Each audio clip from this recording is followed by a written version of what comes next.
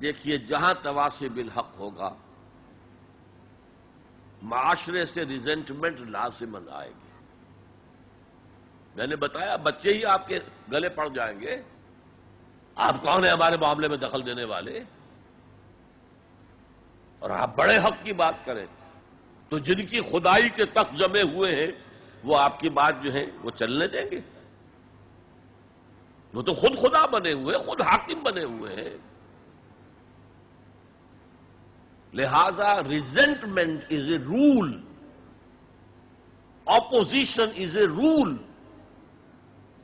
ایک بگڑے ہوئے معاشرے میں اگر اپوزیشن نہیں ہو رہی، ریزنٹمنٹ نہیں ہو رہی، تو پھر تیسری مرتبہ کہہ رہا ہوں پھر حق کی دعوت نہیں ہے.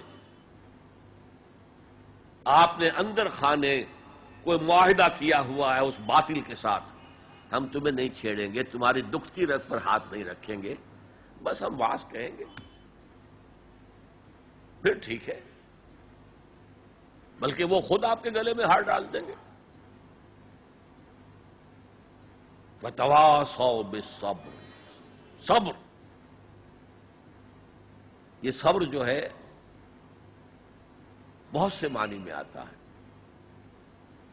صبر علی الاطاعہ، اطاعت پر صبر کرنا. شدید سردی کا موسم ہے، فجر کا وقت ہے، پانی گرم نہیں ہے، ٹھنڈا ہے، اس ٹھنڈے پانی سے بھی وضو کر کے نماز پڑھنا، یہ صبر علی الطاعہ، اللہ کی اطاعت پر صبر. مئی جون کا مہینہ ہے، روزہ سخت ہے، لمبا ترین ہے، صبر کرنا. وَهُوَ شَهْرُ الصَّبْرِ، حضور نے فرمایا تھا جب شعبان کے آخری روز آپ نے خطبہ دیا تھا، یا ایھا الناس قد اظلکم شہر عظیم، اے لوگوں تم پر ایک بہت عظمتوں والا مہینہ سایہ فگن ہو گیا ہے. اس مہینے کی ایک ڈیفینیشن کیا تھی؟ وَهُوَ شَهْرُ الصَّبْرِ، وہ صبر کا مہینہ. ایک ہے صبر عن المعصیہ، معصیت کے مقابلے میں اپنے آپ کو روکے رکھنا. ٹیمپٹیشن ہے. زلیخا نے کیا نہیں کیا تھا حضرت یوسف کے ساتھ؟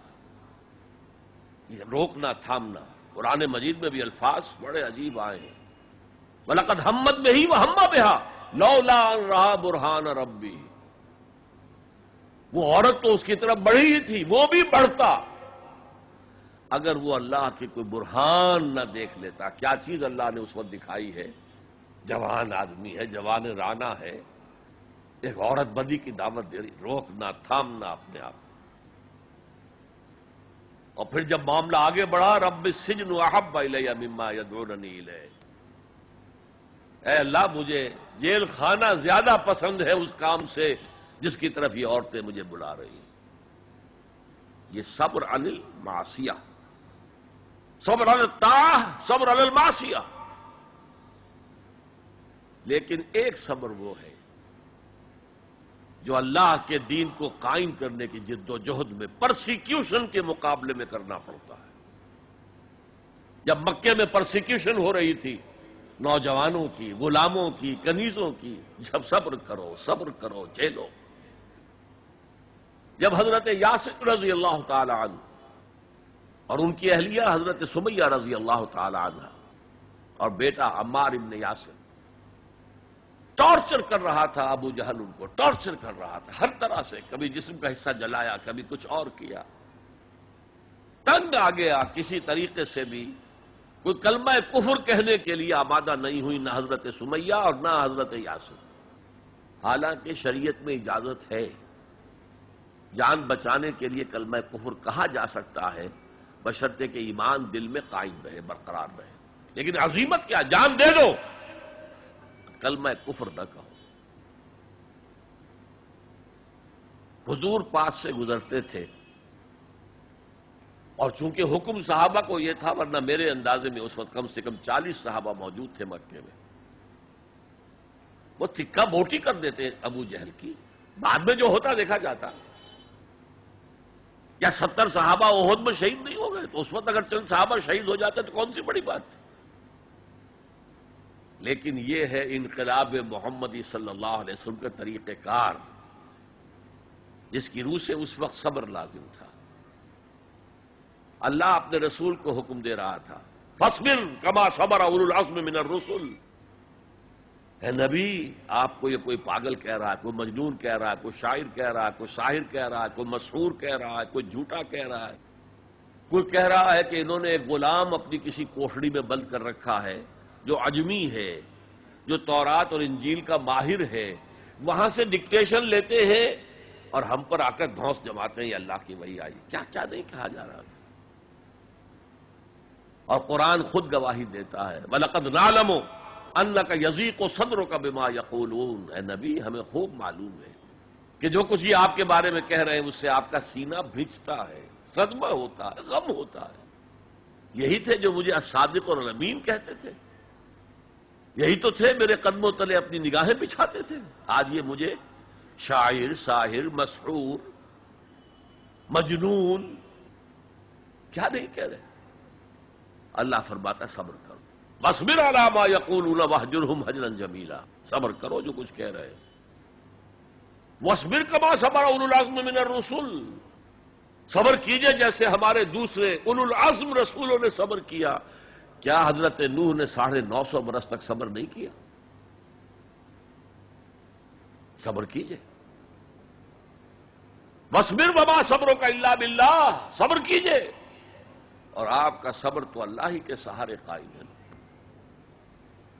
یہ حضور کو تلقین ہو رہی، مکے میں یہ تلقین حضور کو ہو رہی ہے، مدینے میں اور مکے میں حضور پھر صحابہ کو تلقین کر رہے ہیں۔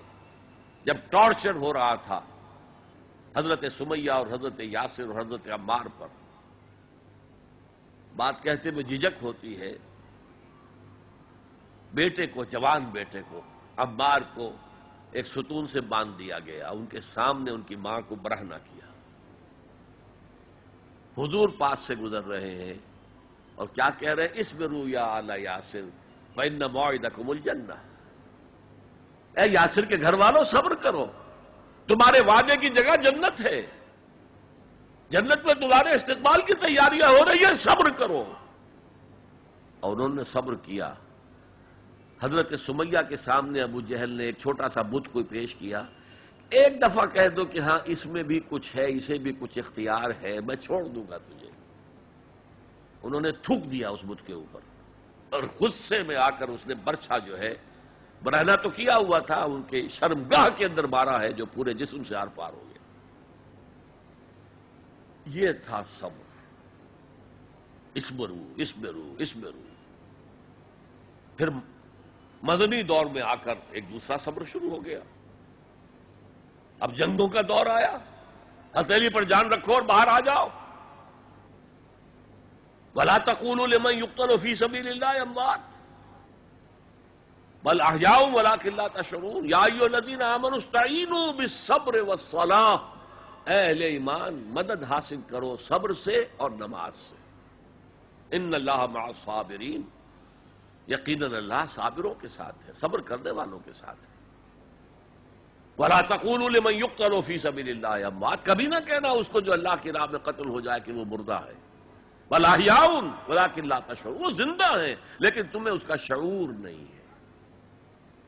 وَلَنَبْلُوَنَّكُمْ، اور ہم تمہیں لازماً آزمائیں گے، بِشَيْءٍ مِّنَ الْخَوْفِ وَالْجُوعِ وَنَقْصٍ مِّنَ الْأَمْوَالِ وَالْأَنفُسِ وَالثَّمَرَاتِ، خوف سے آزمائیں گے، بھوک سے آزمائیں گے، فاقے آئیں گے، اور جان اور مال اور ثمرات کا ضیاع ہوگا، نقصان ہوگا۔ وَبَشِّرِ الصَّابِرِينَ الَّذِينَ إِذَا أَصَابَتْهُمْ مُصِيبَةٌ قَالُوا إِنَّا لِلَّهِ وَإِنَّا إِلَيْهِ رَاجِعُونَ، اے نبی بشارت دے دیجئے صبر کرنے والوں کو۔ صبر کرنے والے کون؟ جب ان پر کوئی مصیبت آئے، کوئی تکلیف آئے، کوئی آزمائش آئے تو وہ کہیں ہم اللہ ہی کے ہیں، اللہ ہی کی طرف ہمیں لوٹ جانا ہے۔ یہ ہے وہ صبر کہ جو علی الابتلاء، امتحان پر صبر ہو رہا ہے۔ تو 3 صبر میں نے آپ کو بتائے۔ صبر علی الطاعہ، اطاعت پر صبر، صبر عن المعصیہ، معصیت سے روکنا، صبر کے معنی اپنے آپ کو تھامنا، روکنا، اسی کے معنی میں لفظ استقاموا جو میں نے آپ کو بتایا تھا، ان الذین قالوا ربنا اللہ ثم استقاموا، جمے رہے۔ جان جا سکتی ہے لیکن اس کلمہ ایمان سے ہم پیچھے نہیں ہٹ سکتے۔ اور پھر جو بھی آزمائشیں آئیں برداشت کرو، جھیلو، اور آپس میں ایک دوسرے کو صبر کی وصیت اور نصیحت کرتے رہو۔ ہو سکتا ہے کسی کی ہمت جواب دے رہی ہو، اس کا حوصلہ بڑھاؤ، اس کے سامنے مثال پیش کرو خود صبر کر کے۔ خربوزے کو دیکھ کر خربوزہ رنگ پکڑتا ہے۔ جماعت زندگی کی یہ برکات ہوتی ہے۔ کونوا مع الصادقین، صادق لوگوں کے ساتھ رہو، جڑے رہو، تاکہ تمہارے اندر اگر کبھی کوئی کمزوری کا پہلو آئے تو اللہ تعالی اس جماعتی زندگی کی برکت کے طفیل سے تمہیں اثر نو کمر ہمت کسنے کی توفیق عطا فرمائے۔ یہ ہے اس سورہ مبارکہ کا ذرا گہرائی میں اتر کے تجزیہ۔ اب یہ نوٹ کر لیجئے کہ یہ چار چیزیں چار پلرز کے مانند ہیں: ایمان، عمل صالح، تواصی بالحق، تواصی بالصبر۔ ان میں متوازن انداز میں ترقی ہونی چاہیے۔ میں نے مثال دے دی، ایک شخص انتہائی نیک، انتہائی نیک، انتہائی نیک، لم یعصک طرفۃ عین، اے اللہ اس شخص نے تو پلک جھپکنے جتنی دیر بھی معصیت میں بسر نہیں کی، لیکن تواصی بالحق اور تواصی بالصبر نہیں ہے تو وہ سارا عمل زیرو۔ اقلبها علیہ وعلیہم۔ ایمان بڑھانے کے لیے، ایمان بالغیب کو ایمان بالشہود بنانے کے لیے مراقبے ہو رہے ہیں، چلہ کشی ہو رہی ہے، یہ ہو رہا ہے، وہ ہو رہا ہے، لیکن میدان میں آنے کو تیار نہیں ہے۔ باطل خوشیاں منا رہا ہے، اور مست رکھو ذکر و فکر صبح گاہی میں انہیں، پختہ تر کر دو مزاج خانقاہی میں انہیں۔ انہوں نے ہمارے لیے کھلا میدان چھوڑ دیا، لگے ہوئے خانقاہوں میں، نکل کر خانقاہوں سے ادا کر رسم شبیری کہ رسم خانقاہی ہے فقط اندوہ دل گیری۔ میدان میں آؤ۔ والعصر ان الانسان لفی خسر الا الذین آمنوا وعملوا الصالحات وتواصوا بالحق وتواصوا بالصبر۔ شاید آپ نے نوٹ کیا ہو، میں نے شروع کی جو دعائیں ہوتی تھیں ان میں آج یہ دعا ایڈ کی تھی: اللہم ربنا اجعلنا من عبادک الذین آمنوا وعملوا الصالحات وتواصوا بالحق وتواصوا بالصبر۔ پروردگار اپنے فضل و کرم سے ہمیں ان لوگوں کے زمرے میں شریک کر دے جو ایمان لائے جیسے کہ ایمان لانے کا حق تھا، جنہوں نے عمل صالح کما حقہ ادا کیا، جنہوں نے تواصی بالحق کا حق ادا کیا، اور جو پھر صبر میں پورے اترے۔ بارک اللہ لی ولکم فی القرآن العظیم ونفعنی وإیاکم بالآیات والذکر الحکیم، انہ تعالی جواد کریم ملک بر رؤوف رحیم۔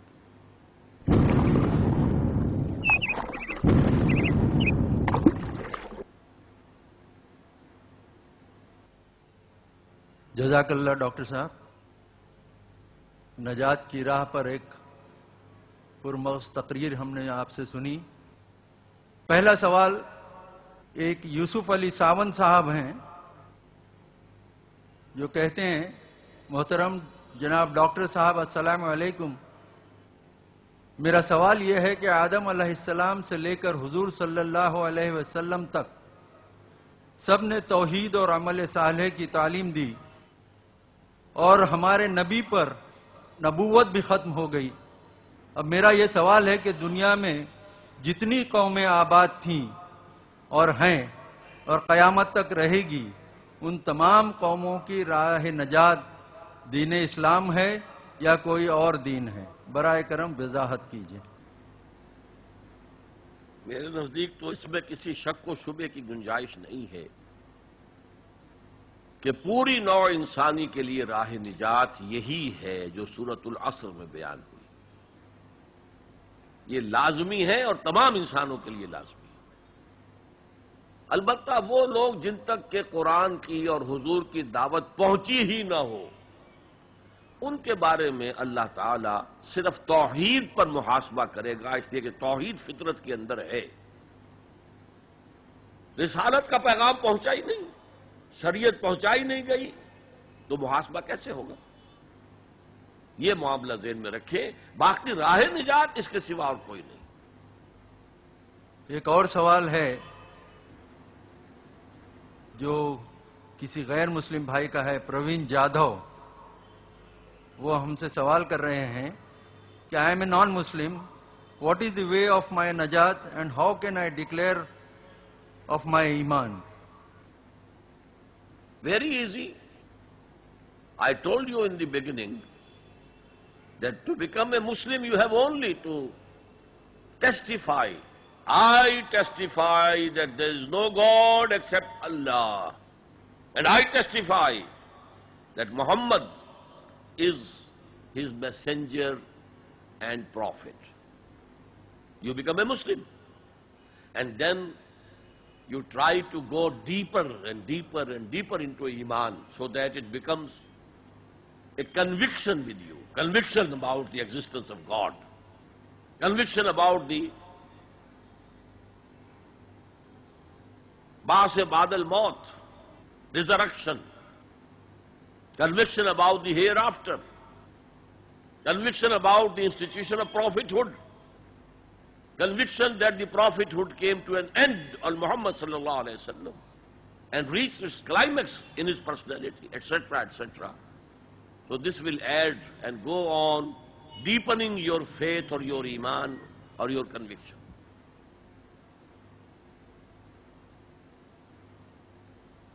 عابد صاحب کا ایک دوسرا سوال تھا، نجات میں حقوق العباد اور حقوق اللہ کے کتنے اثر انداز ہوں گے، یا پھر صرف ذاتی عمل کی بنیاد پر نجات ملے گی؟ میں نے کل آپ کو ایک حدیث سنائی تھی کہ محض ذاتی عمل کی بنیاد پر کسی کو نجات نہیں ملے گی جب تک کہ رحمت خداوندی دستگیری نہ کرے۔ اس لیے کہ کون سا انسان ہے جو خطا کار نہ ہو؟ کل بنی آدم خطاؤون وخیر الخطائین التوابون۔ اس اعتبار سے رحمت خداوندی ضروری ہے، البتہ یہ کہ اس کے لیے ایمان اور عمل صالح اور تواصی بالحق اور تواصی بالصبر کرنے کی حتی الامکان کوشش کرنا، یہ آپ کا فرض ہے۔ سید فہیم اختر صاحب، ان کا سوال ہے، سب سے پہلے تو شکر ہے اللہ کا کہ آپ ہمارے بیچ یہاں ہیں، اور پھر ڈاکٹر ذاکر نائک صاحب کے مشکور ہیں کہ انہوں نے یہ اہتمام کیا۔ دعا ہے کہ اللہ تعالیٰ آپ لوگوں کی کوششوں کے بہترین نتائج ہم سب کو دکھائے، آمین۔ سوال، کیا پڑوسی اگر ہندو یا عیسائی ہو یعنی کہ غیر مسلم ہو تو بھی وہ حدیث جو آپ نے پڑوسی کے بارے میں بتائی لاگو ہوتی ہے؟ لازماً لاگو ہوتی ہے، الا یہ کہ وہ پڑوسی ہاسٹائل ہو towards Islam. If he is not hostile towards Islam, اگر وہ دشمن نہیں ہے، اگر وہ اسلام کے خلاف کوئی کوشش نہیں کر رہا ہے، کوئی سازش نہیں کر رہا ہے، تو ظاہر بات ہے کہ پھر اس کے حقوق پڑوسی کی حیثیت سے ساقط ہو جائیں گے۔ لیکن اگر ایسا نہیں ہے تو وہ پڑوسی ہے اور پڑوسی کا حق ہے۔ یہاں تک فرمایا کہ اللہ تعالیٰ نے، جبرائیل نے مجھے پڑوسی کے حقوق اتنے بیان کیے، اتنی تاکید کے ساتھ بیان کیے کہ میں یہ گمان کرنے لگا کہ اللہ تعالیٰ پڑوسی کو وراثت میں شامل کر دے گا، یہ پڑوسی کا بھی وراثت میں حصہ ہے۔ یہ حدیث نبوی ہے صلی اللہ علیہ وسلم۔ تو پڑوسی کا حق اپنی جگہ ہے۔ شیخ ناصر پیشے سے میکینیکل انجینئر ہیں، آپ کا سوال ہے کہ آج دور حاضر میں مسلمان طرح طرح کی پریشانیوں سے دوچار ہیں، اس کی کیا وجہ ہے اور اس موجودہ پستی کا کیا علاج ہے؟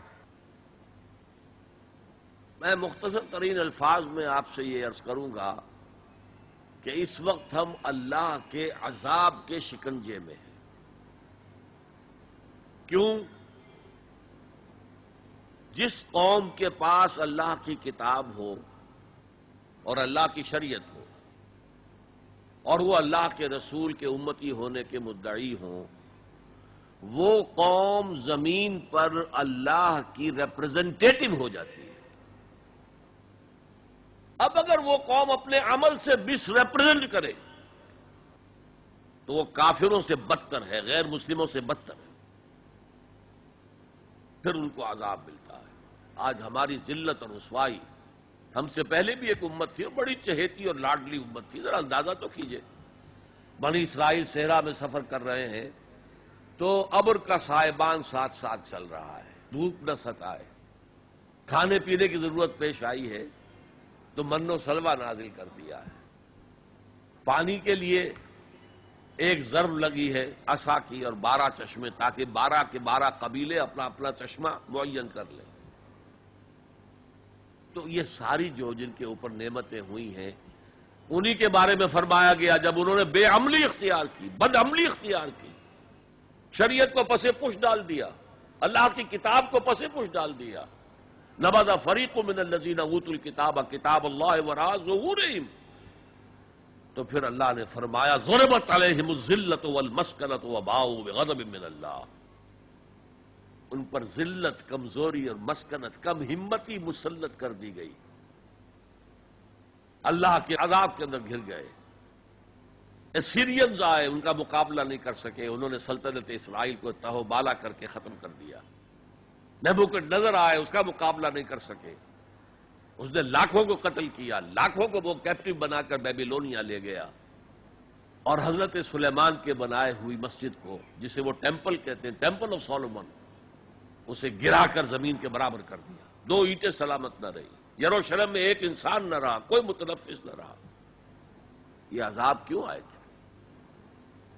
پھر ایک وقفہ آیا، اس لیے کہ پھر حضرت عزیر علیہ السلام کی دعوت سے لوگوں میں عمومی ایک توبہ کی تحریک برپا ہو گئی، لوٹو اللہ کے دین کی طرف، لوٹو شریعت کی طرف، تو اللہ کی رحمت بھی پھر متوجہ ہو گئی، مکابی سلطنت قائم ہوئی، جو اپنے رقبے کے اعتبار سے حضرت سلیمان کی سلطنت سے بھی بڑھ کر تھی، لیکن پھر دوبارہ ان کے اوپر وہی دنیا پرستی، شہوت پرستی، یہ ساری گندگیاں جب آ گئیں، مشرکانہ توہمات آ گئے، غیر مسلموں سے خلا بلا، اس کی وجہ سے ان کے اندر وہ ساری رسمیں ریتیں شروع ہو گئیں، پھر عذاب آیا۔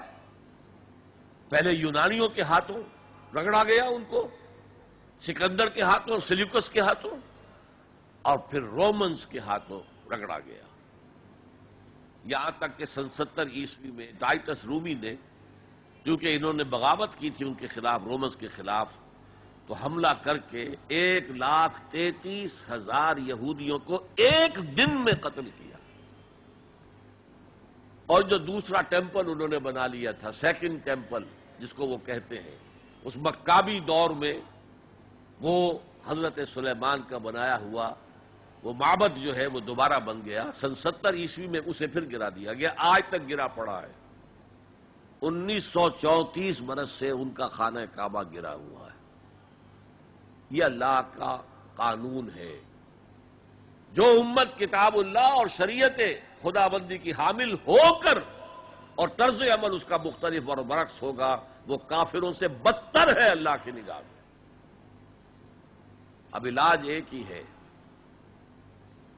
ہم کہیں کسی جگہ دنیا میں کسی سائزیبل ملک میں پورا اسلامی نظام، پوری اسلامی سیاست، پوری اسلامی معیشت، پورا اسلامی معاشرہ، پورا اسلامی قانون نافذ کر کے دنیا کو دکھائیں، and we should be able to invite the humanity at large, come and see with your eyes, this is Islam۔ یہاں کی برکتیں دیکھو، یہاں ہر شخص کی بنیادی ضروریات ریاست کے ذمے ہیں۔ یہ جو سوشل سیکیورٹی کا کام آج ہو رہا ہے، اسکینڈینیوین کنٹریز کے سوشل سیکیورٹی کا نظام جو ہے دنیا میں کہاں سمجھا جاتا ہے، ٹاپ پر ہے، پھر انگلستان میں ہے ان امپلائمنٹ الاؤنس، امریکہ کے اندر بھی ہے، لیکن یہ کہ سب سے پہلا سوشل سیکیورٹی کا نظام خلافت راشدہ میں ہوا ہے، جہاں ہر شخص کی جو بھی بنیادی ضروریات ہیں اس کی کفالت ریاست کے ذمے تھی۔ میں نے جو حال یہاں دیکھا ہے پاکستان میں کبھی نہیں دیکھا. جس طرح کی چھوٹے چھوٹے سے 4 فٹ 6 فٹ 7 فٹ کی ایک لکڑی کی بنی ہوئی کوٹھڑی کے اندر پورا خاندان آباد ہے، اور جبکہ اونچے اونچے محل موجود ہے سامنے.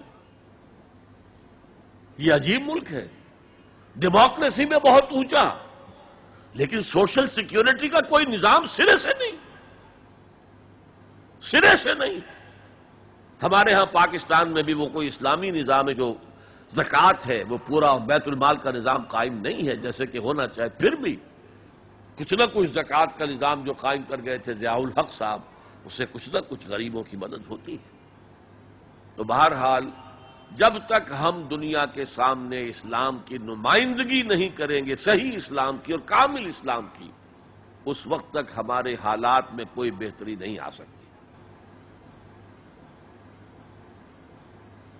صدیقی صدف فاطمہ آپ سے سوال کر رہی ہیں، برائے مہربانی یہ بتا دیں کہ اگر کسی کے دل میں یا قلب میں ایمان کوٹ کوٹ کر بھرا نہ ہو تو اس کے لیے کیا کرنا چاہیے، اور کیا بنا قلبی ایمان کے نجات ممکن ہے؟ قلبی ایمان کے بغیر نجات نہیں ہے. ہاں ایمان کمزور ہو تو میں عرض کر چکا ہوں، ایمان ہو دل میں ہو لیکن اتنا مضبوط نہیں ہے کہ وہ عمل کو پوری طرح ہولڈ کر سکے، عمل کو درست کر دے. تو پھر اگر گناہوں کا پلڑا زیادہ بھاری ہے نیکیوں سے تو سزا ملے گی جہنم کے اندر. البتہ ایک وقت آئے گا نکال کر اور پھر انہیں جنت میں داخل کر دیا جائے گا قلبی ایمان کی وجہ سے. لیکن دوسرا سوال جو اس میں ہے کہ ایمان کہاں سے آئے؟ دیکھیے ایمان پیدا کرنے کے 3 طریقے ہیں. 2 ایزی ہیں لیکن ان سے ایک ایسا ایمان پیدا ہوتا ہے جس میں شعور کا ایلیمنٹ بہت کم ہے، نہ ہونے کے برابر. کوئی ڈائمنشن اس کی انٹلیکچوئل نہیں ہے. وہ کیا ہے؟ صاحب ایمان لوگوں کی صحبت اور ان کا قرب اختیار کرو. جیسے بھٹی کے آگے بیٹھیں گے تو حرارت آ جائے گی، صاحب ایمان کی صحبت سے آپ کو بھی ایمان ملے گا. دوسرا طریقہ اسلام پر عمل کرتے رہو، عمل کرتے رہو، عمل کرتے رہو، اس سے بھی ایمان پیدا ہوتا ہے. لیکن جو اصل ایمان ہے، جو شعوری ایمان ہے، جیسے کہ سورہ یوسف میں کہا گیا، حضور سے کہلوایا گیا، قُلْ هَٰذِهِ سَبِيلِي أَدْعُو إِلَى اللَّهِ عَلَىٰ بَصِيرَةٍ أَنَا وَمَنِ اتَّبَعَنِي. اے محمد کہہ دو یہ میرا راستہ ہے، میں اللہ کی طرف بلا رہا ہوں، عَلَىٰ وَجْهِ الْبَصِيرَةِ، میں اندھیرے میں ٹامک ٹوئیا نہیں مار رہا ہوں، عَلَىٰ وَجْهِ الْبَصِيرَةِ. اور نہ صرف میں بلکہ جو میری پیروی کر رہے ہیں وہ بھی عَلَىٰ وَجْهِ الْبَصِيرَةِ کر رہے ہیں. تو عَلَىٰ وَجْهِ الْبَصِيرَةِ ایمان صرف قرآن سے ملے گا. مولانا ظفر علی خان نے کبھی، میں حیران ہوتا ہوں، وہ عموماً تو سیاسی شاعر تھے اور جنگ آزادی کے بہت بڑے سپاہی تھے، اس میں کوئی شک نہیں، کہ انہوں نے ایک بڑا پیارا شعر کہا ہے، وہ جنس نہیں ایمان جسے لے آئیں دکانیں فلسفہ سے، ڈھونڈنے سے ملے گی عاقل کو یہ قرآن کے سی پاروں میں. عاقل انٹلیکچوئل انسان، اس کو وہ جو ایمان چاہیے جس کا انٹلیکچوئل ڈائمنشن بھی ہو، اس کی سورس صرف اور صرف قرآن. ایک عبد الواحد صاحب ہیں، ان کا سوال ہے کہ دنیا میں خصوصاً اور ہندوستان میں کئی کروڑ ایسے افراد ہیں جو پیدا ہوتے ہیں، جیتے ہیں اور مر جاتے ہیں بغیر یہ جانے کہ نجات کی راہ کیا ہے یا ان کا رب کون ہے. ایسے لوگوں کا کیا معاملہ ہوگا؟ دیکھیے قرآن مجید میں ایک بہت بڑی خوشخبری کئی بار آئی ہے. لا یکلف اللہ نفسا الا وسعها. اللہ تعالیٰ ذمہ دار نہیں ٹھہرائے گا کسی بھی انسان کو مگر اس کی وسعت کے مطابق.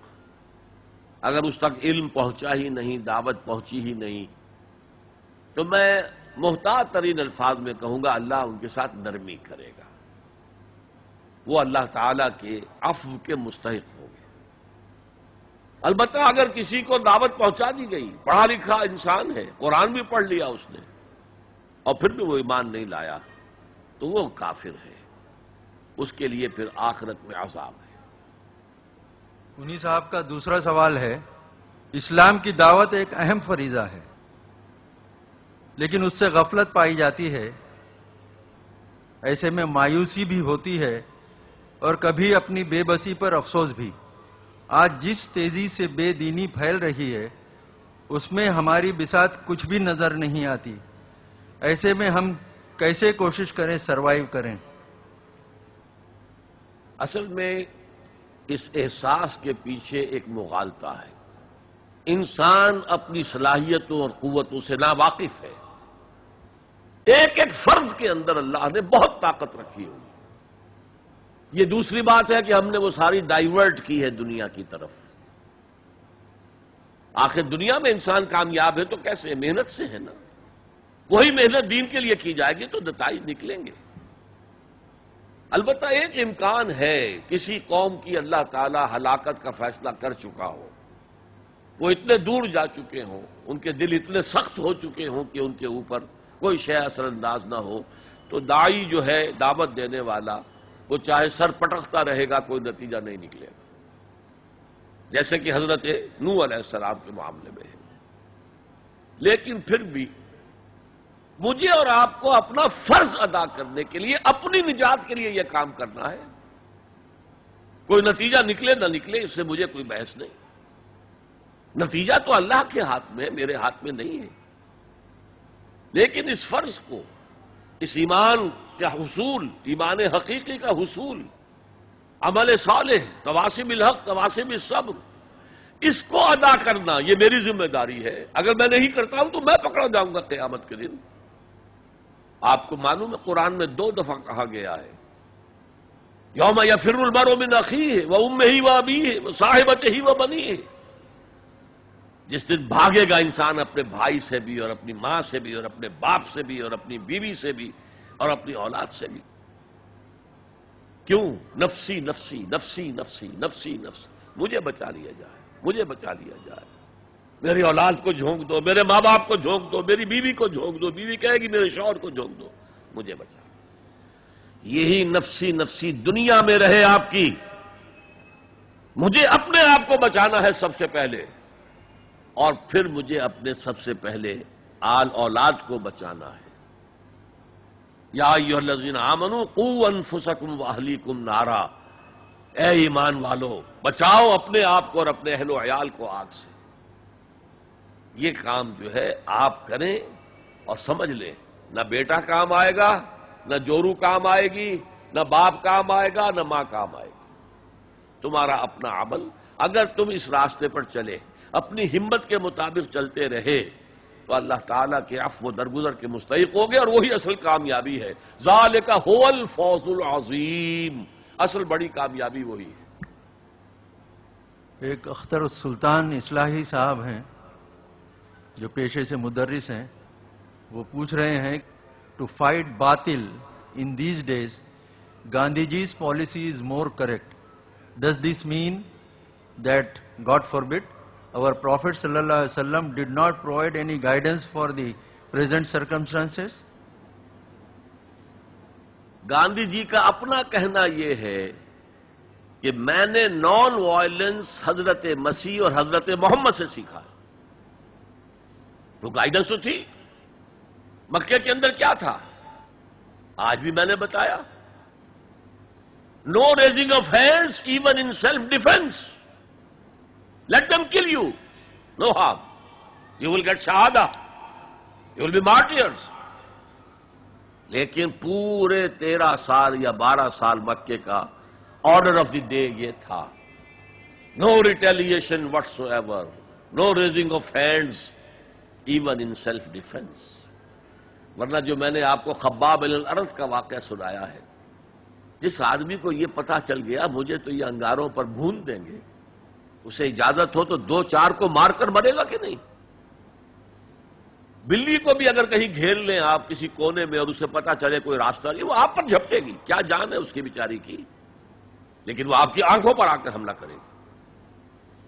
لہذا ڈیسپریٹ آدمی جنہیں پتا ہے کہ میرے ساتھ یہ ہو رہا ہے، اگر اجازت ہوتی تو دو چار کو مار کر تو مرتا نا، لیکن نہیں، اجازت نہیں تھی۔ حضرت عیسیٰ کا نان وائلنس، حضرت عیسیٰ کے زمانے میں جو ایک زیلوٹس کی تحریک چل رہی تھی، وہ چاہتے تھے کہ عیسیٰ ان کا ساتھ دے تاکہ رومنز کو یہاں سے نکال دیا جائے۔ حضرت عیسیٰ نے ان کا ساتھ نہیں دیا، وہ وائلنٹ جو ہے ایک موومنٹ چلانا چاہتے تھے۔ حضرت عیسیٰ نے پہلے ایمان اور عمل صالح کی دعوت کو رکھا، پہلے اپنے ایمان کی خبر لو، تم جو شریعت کے پیروکار ہو، تمہاری حیثیت ان قبروں کی سی ہے جن کے اوپر تو سفیدی پھیر دی گئی ہے، اندر گلی سڑی ہڈیوں کے سوا کچھ نہیں ہے۔ تم نے شریعت کے صرف ظاہری کو لے رکھا ہے، شریعت کی روح ختم ہو گئی ہے۔ جب تک کہ وہ ریوائیو نہ ہو اس وقت تک کوئی کام نہیں ہوگا۔ تو گاندھی جی نے یہ بات کہی تھی جنہیں آپ سرحدی گاندھی کہتے ہیں، خان عبد الغفار خان، اور خان عبد الغفار خان نے یہ بات بتائی۔ ہمارے ہاں ایک سینئر صحافی تھے میم شین، محمد شفیع، اور انہوں نے مجھے بتائی، میں نے پوری روایت جو ہے اس کا سلسلہ بھی آپ کے سامنے بیان کر دیا۔ گاندھی نے خان عبد الغفار خان سے کہی، انہوں نے میم شین صاحب سے کہی، محمد شفیع سے، میاں محمد شفیع، اور انہوں نے مجھے بتائی کہ میں نے نان وائلنس حضرت مسیح اور حضرت محمد سے سیکھا ہے۔ فہیم ارشد انصاری، آپ کا سوال ہے، اس وقت دنیا میں مسلمانوں کا امیر کون ہے؟ کس کے ہاتھ میں خلافت ہے؟ اس وقت نہ کوئی خلافت ہے، نہ مسلمانوں کا کوئی امیر ہے، انتشار کا دور ہے، 50-60 ملک ہیں، اول تو ان کی اپنی ہے نیشنلزم، پھر ان کے اندر ایتھنک، لنگوسٹک، ہر طرح کی نیشنلٹیز ہیں، تو یہ تو ہمارے زوال کی انتہا کا دور ہے۔ یہاں کہاں جامعیت، کون امیر؟ ہاں یہاں جماعت ایک اثر نو بنانی پڑے گی جس کا کوئی امیر ہو اور جس کے ساتھ بیعت کی جائے کہ جو تم کہو گے ہم کریں گے، اور سب سے پہلے اپنے کردار کی اصلاح ہو، اپنی ذات پر اپنے گھر میں دین کو نافذ کیا جائے اور پھر سامنے آیا جائے۔ یہ کام اثر نو ہوگا۔ جیسے حضور کے زمانے میں آپ نے ایک نئی جماعت بنائی، قدیم جو اہل ایمان تھے موجود تھے کہ نہیں وہاں؟ یہودی مسلمان تھے کہ نہیں وہ پہلے کے؟ اور حضور کو بڑی توقع تھی کہ وہ تو میرا ساتھ دیں گے۔ اللہ تعالیٰ نے کس طریقے سے آپ کو مایوس کیا، لن ترضی عنک الیہود ولا النصارى حتی تتبع ملتہم۔ اے نبی کوئی توقع نہ رکھو ان یہود اور نصارہ سے، وہ کبھی راضی نہیں ہوں گے آپ سے جب تک کہ آپ ان کی پیروی نہ کریں۔ آج مسلمانوں میں لیڈرشپس ہیں، مسندیں ہیں، جمی ہوئی ہیں، اور وہ تو کہیں گے ہمارے پیچھے چلو۔ لہذا ایک نئی جماعت جو خالص اسلامک آئیڈیالوجی پر ہو، فرقہ بندی پر نہ ہو، کسی مسلک کی بنیاد پر نہ ہو، جس کا مقصد کلیئرلی یہ ہو کہ اللہ کے نظام کو قائم کرنا ہے، ایسی جماعت اثر نو قائم کرنی۔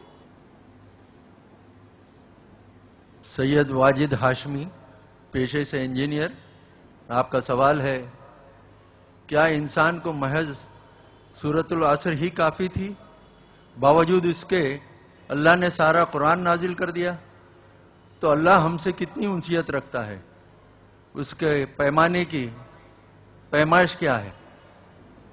اللہ تعالیٰ کا اپنے خلق سے محبت کا معاملہ یہ ہے کہ اللہ کہتا ہے کہ میں نے اپنی رحمت کے 100 حصے کیے، ایک حصہ تمام مخلوقات میں تقسیم کر دیا۔ حیوانات میں بھی ماں کو اپنے بچڑے سے جو محبت ہوتی ہے وہ بھی اس ایک حصہ رحمت کا ظہور ہے۔ انسانوں میں بھی آپس میں جو محبت ہے تو وہ 1% رحمت کا ظہور ہے، 99 حصے میرے پاس ہے۔ لہذا اللہ تعالیٰ کو الخلق عیال اللہ، تمام مخلوق اللہ کے کنبے کے مانند ہے.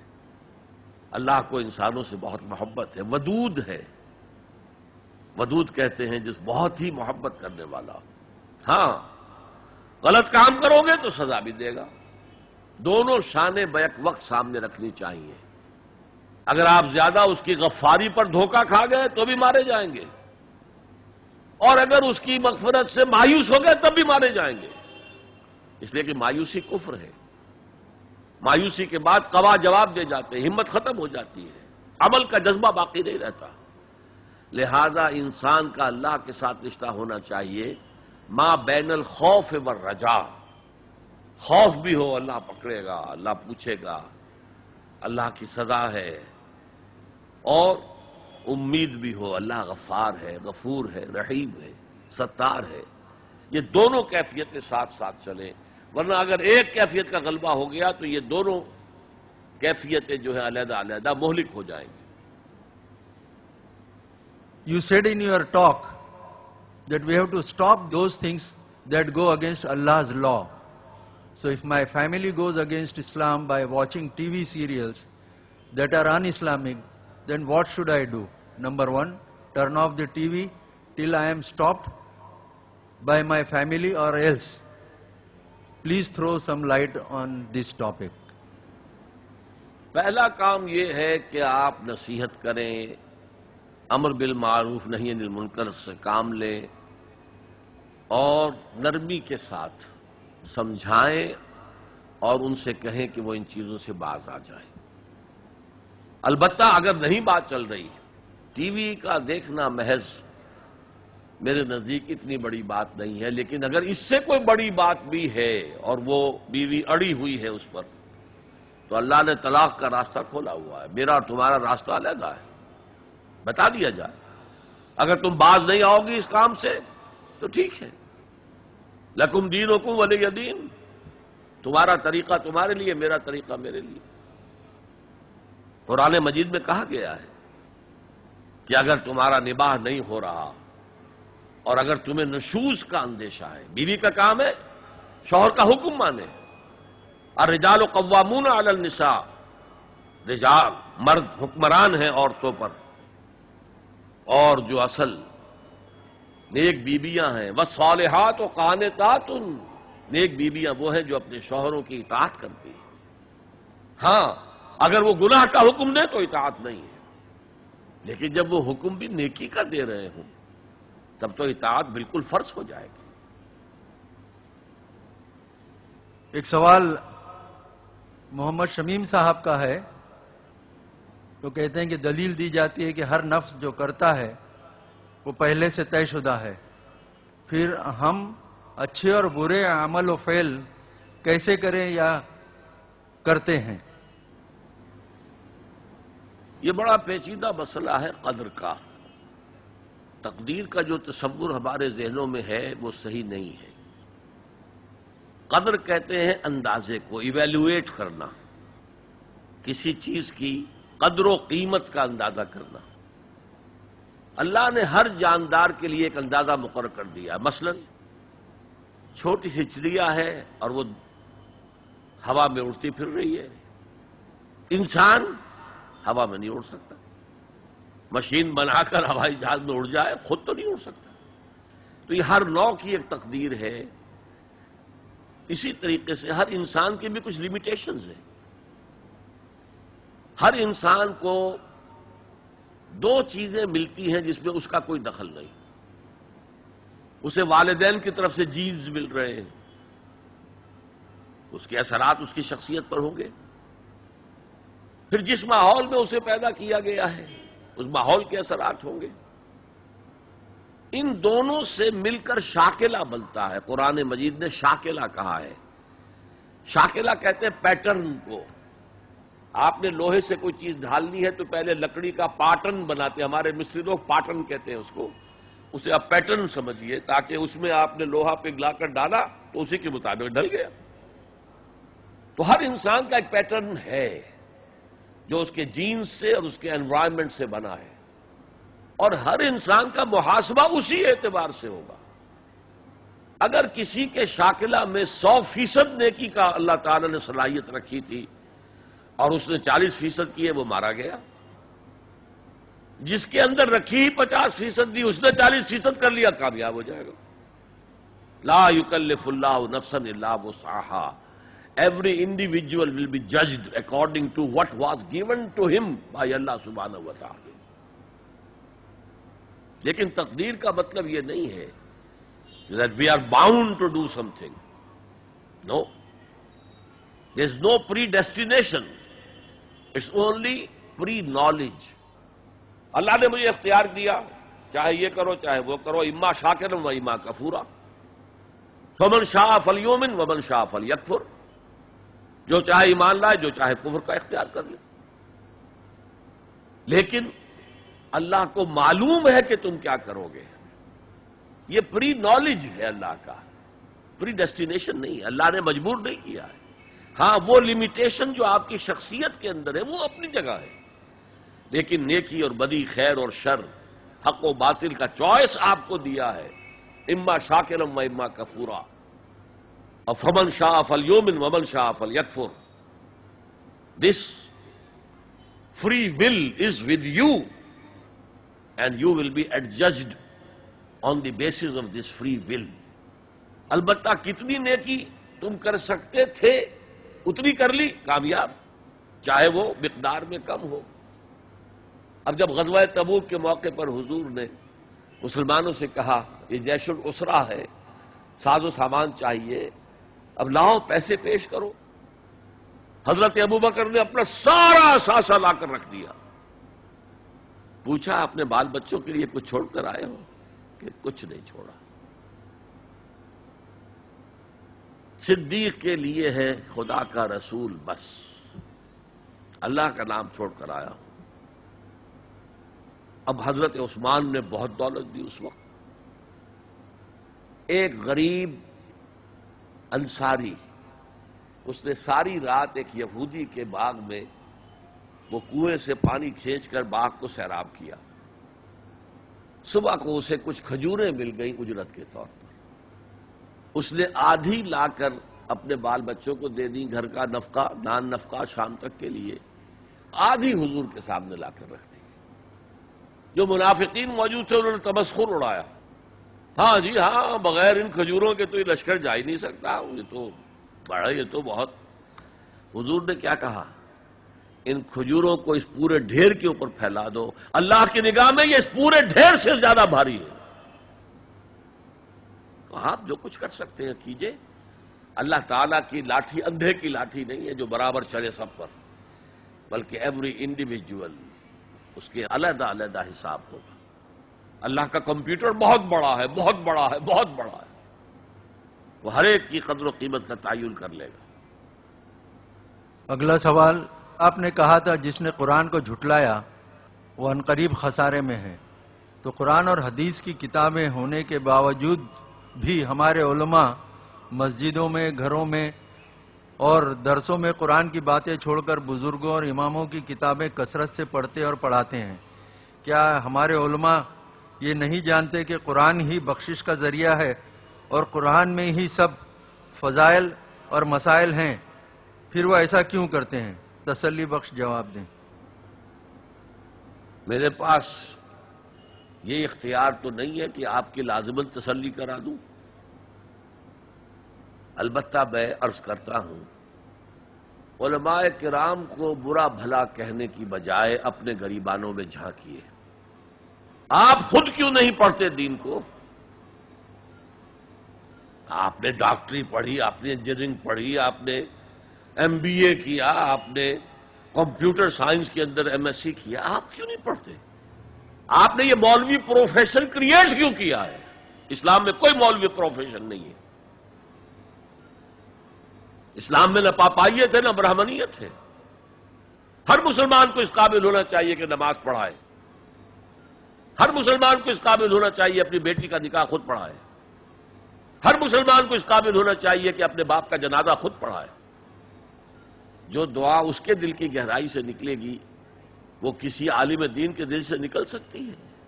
تو اصل میں ہم نے اختیار کیا دنیاوی تعلیم، جس میں پیسہ ہے، جس میں عزت ہے، جس میں گلیمر ہے، جس میں اونچے کیریئر ہیں، اور ہم نے باقی کام چھوڑ دیا ہے علماء کے تو پھر ان پر تنقید کرتے ہیں۔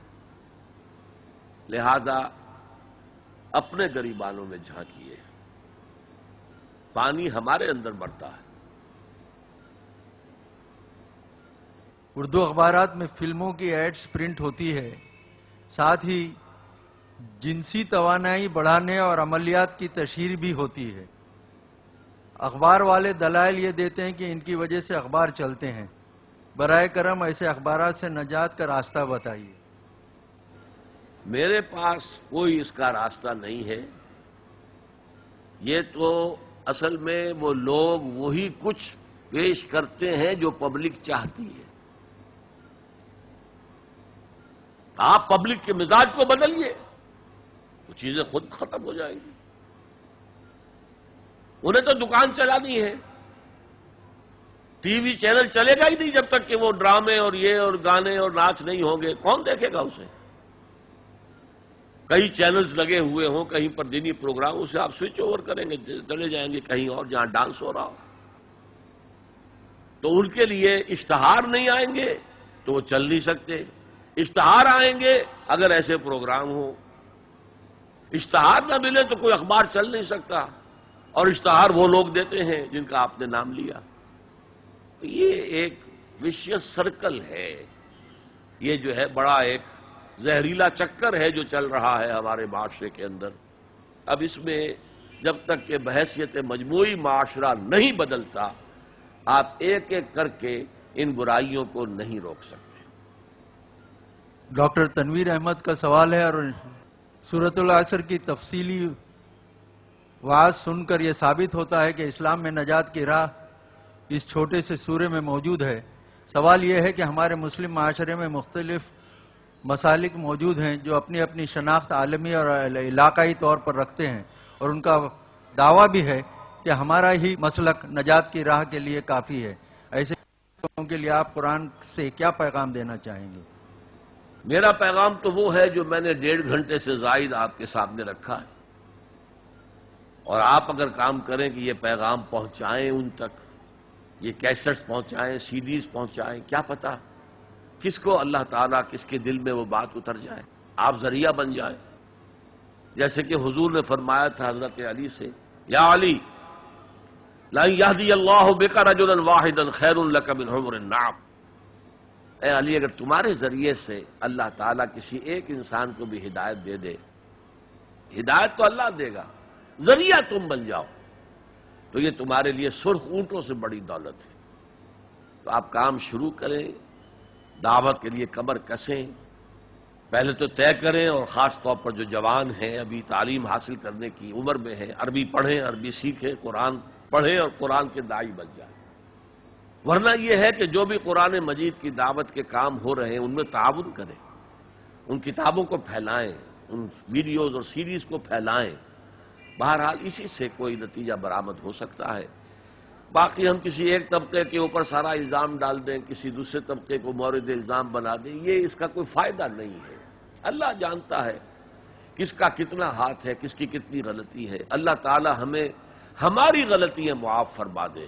اصل تو ہمارا جو ہے علیکم انفسکم، جیسا کہ میں نے کہا تھا نفسی نفسی جب وہاں ہوگا، یوم یفر المرء من اخیہ وامہ وابیہ وصاحبتہ وبنیہ لکل امرئ منہم یومئذ شأن یغنیہ، اسی طرح اس دنیا میں آپ سمجھیے کہ مجھے تو اپنے آپ کو بچانا ہے، پھر اپنے اہل و عیال کو بچانا ہے، پھر اپنے رشتہ داروں کو بچانا ہے، پھر اپنے پڑوسیوں کو بچانا ہے۔